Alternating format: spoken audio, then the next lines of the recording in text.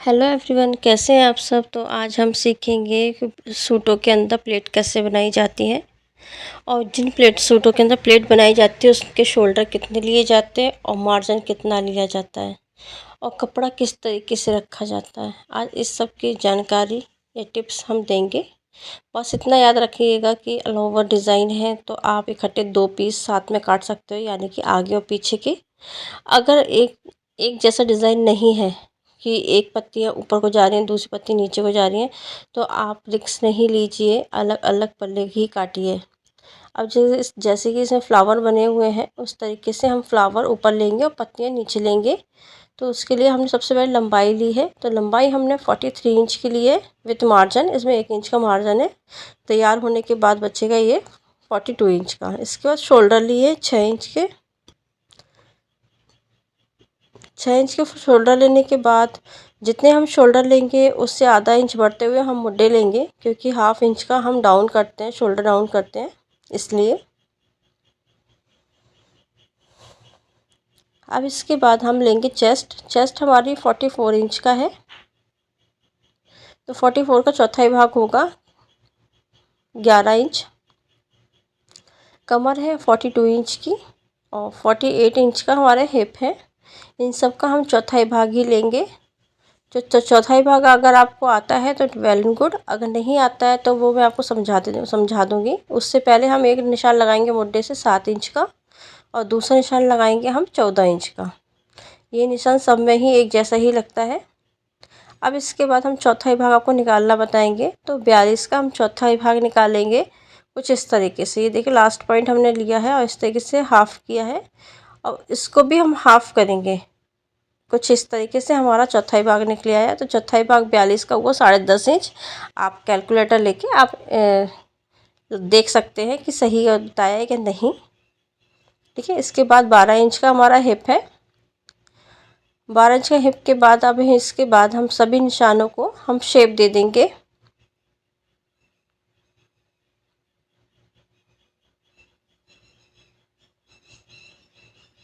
Shape देने के बाद इसमें हम अब मार्जिन ऐड करेंगे। मार्जिन से पहले अब हम करेंगे मुड्ढे। 1 इंच का हम तिरछे में निशान लगाएंगे मार्जिन का, और हम जो मुड्ढे लिए हैं उसका हम हाफ करेंगे। हाफ का निशान लगाने के बाद हम मुड्ढे की गोलाई देंगे।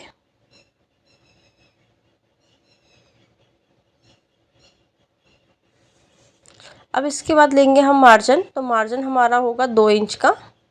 चेस्ट पे हम लेंगे 2 इंच का निशान यानी कि मार्जिन, और 1 इंच लेंगे हम जो प्लेट लगाएंगे उसका मार्जिन, यानी कि 3 इंच हो गया।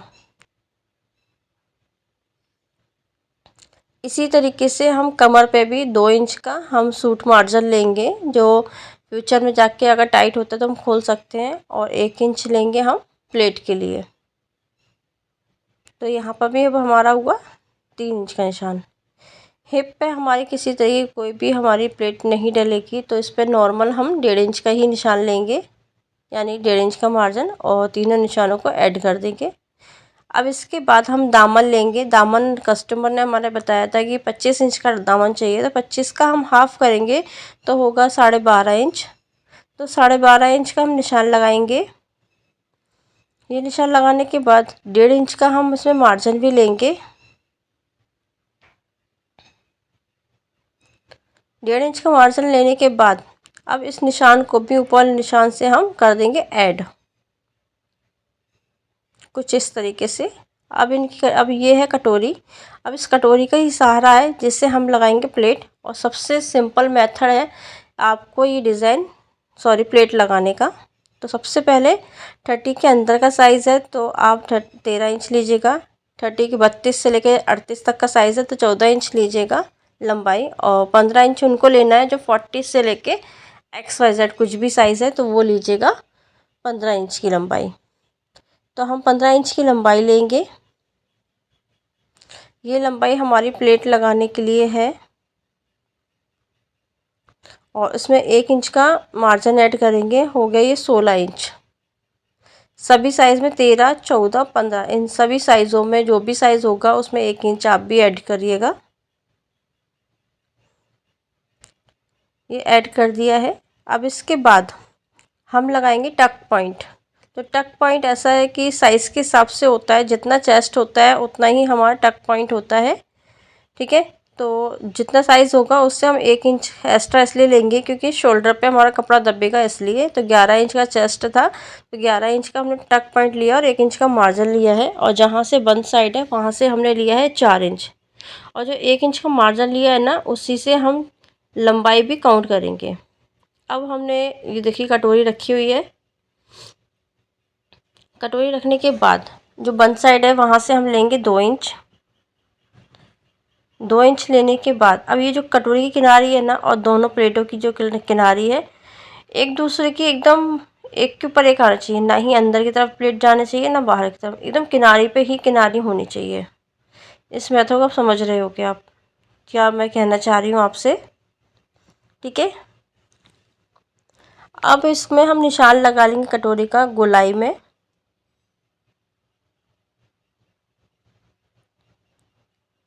निशान लगाते समय बिल्कुल हल्के हाथ से निशान लगाइएगा क्योंकि ये कटोरी पे हमने कपड़े के ऊपर कटोरी रखी है तो कपड़ा खसकने का थोड़ा सा रिस्क होता है। अब इसके बाद हम लगाएंगे ये मुड्डे वाली प्लेट, ये जो निशान लगाया है इसी निशान को हम इस गोलाई तक लेके आएंगे। ये हमारी दूसरी प्लेट डल गई है और अब तीसरी प्लेट हम डालेंगे। अब ये जो नीचे वाली प्लेट डाली है वहाँ से हमें 2 इंच का निशान लगाना है और सीधी लाइन ड्रॉ करनी है। देखिए, और देखिए यहाँ से हमने एक तीसरी प्लेट ये बना दी है और चौथी प्लेट हमने ये बना दी है।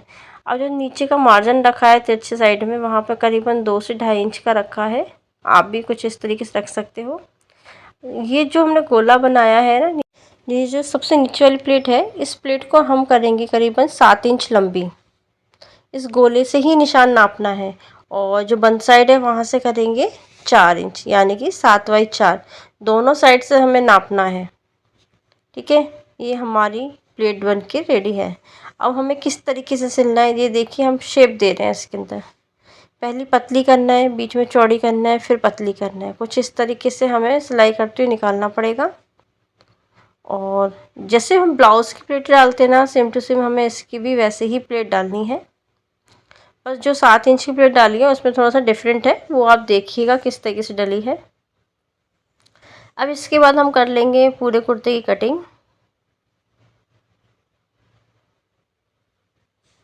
कटिंग करने के बाद अब ये हम करेंगे बैक पार्ट कटिंग। तो बैक पार्ट में से फ्लावर का ध्यान दीजिएगा कि फ्लावर ऊपर की तरफ जाए, नीचे की तरफ ना चले जाएं, और जिस तरीके से नॉर्मल फोल्ड किया जाता है कपड़े को वैसे ही हमने फोल्ड कर लिया है।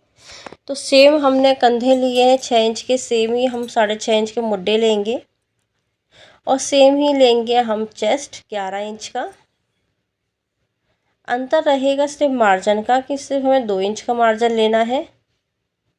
इसके बाद मुड्डे से हम 1 इंच निशान लगाएंगे 7 इंच का और दूसरा निशान लगाएंगे हम 14 इंच का। इसके बाद 10.5 के हम लेंगे कमर, जिसमें 2 इंच का मार्जिन ऐड करेंगे और लाइन ड्रॉ कर देंगे, शेप पे शेप मिला देंगे। इसके बाद लेंगे हिप, 12 इंच के हमने हिप लिए हैं और 1.5 इंच का मार्जिन लेंगे।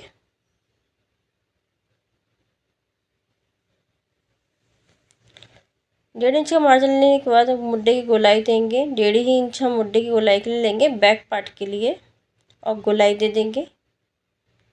इसके बाद कुर्ते की लंबाई लेंगे, 43 इंच की हमारी कुर्ते की लंबाई है।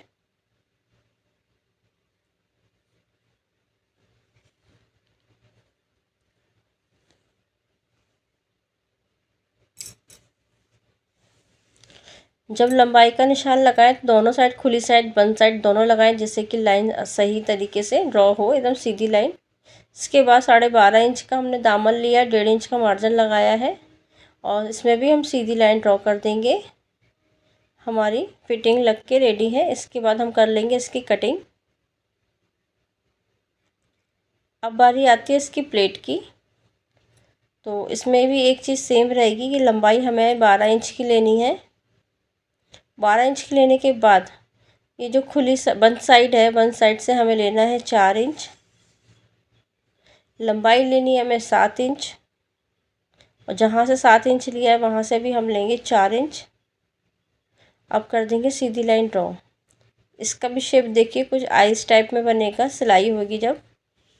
सेम इस तरफ डाला है और दूसरी साइड भी हम सेम टू सेम यहाँ पर भी सेम प्लेट डालेंगे। इससे फिटिंग बहुत प्यारी फिटिंग आती है आपकी। जैसे कि आप नॉर्मल सूट बनाते हो तो इतनी फिटिंग नहीं आएगी, साइड से कमर की साइड से थोड़ा सा ढीला रहता है, मगर जब ये प्लेट वाला सूट बनाते हो एकदम कमर का शेप बिल्कुल शेप टू शेप आता है। आपको मैं बता नहीं सकती कि कितना प्यारा शेप आता है इस तरीके से प्लेट डालने से।